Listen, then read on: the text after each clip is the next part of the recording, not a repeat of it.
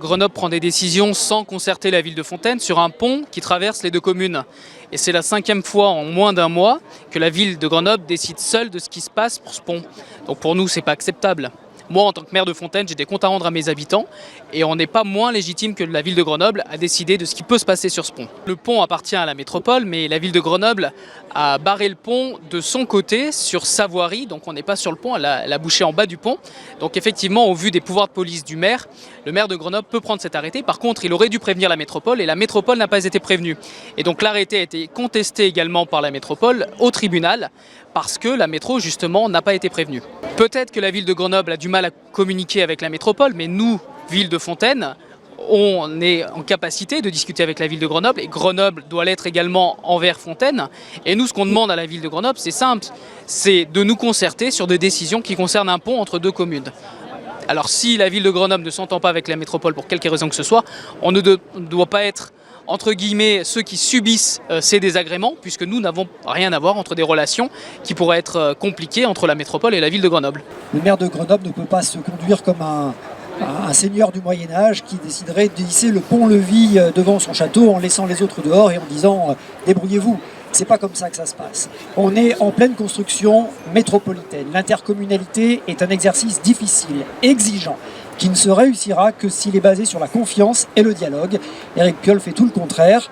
On en avait l'habitude, on en a l'exemple. À l'appel du maire de Fontaine, Franck Longo, je suis là en tant que député de la circonscription, aussi en tant que conseillère municipale et métropolitaine, pour que les élus, les habitants soient entendus par cette majorité grenobloise qui décidément applique une méthode sans négociation. La méthode Éric Piolle, c'est on décide et après éventuellement on discute sur les détails. Ça ne peut plus se passer comme ça.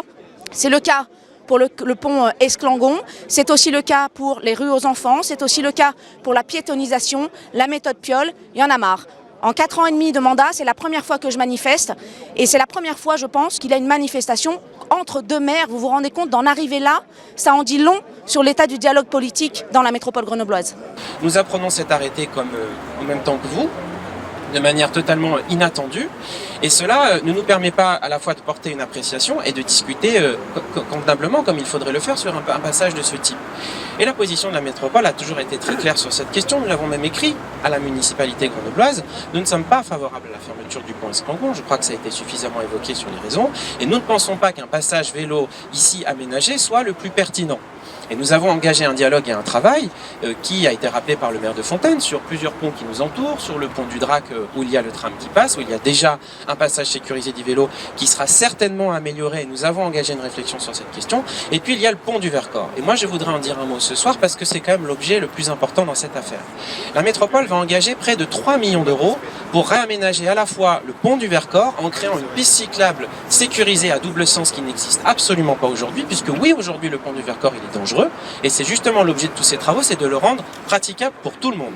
Et de la même manière, nous allons aménager les accès des deux côtés, puisque nous allons à la fois engager une rénovation de la rue du Vercors, côté Grenoble, de la rue Diderot, avec un passage à double sens cycliste, à trottoir sécurisé, en plus de la chaussée.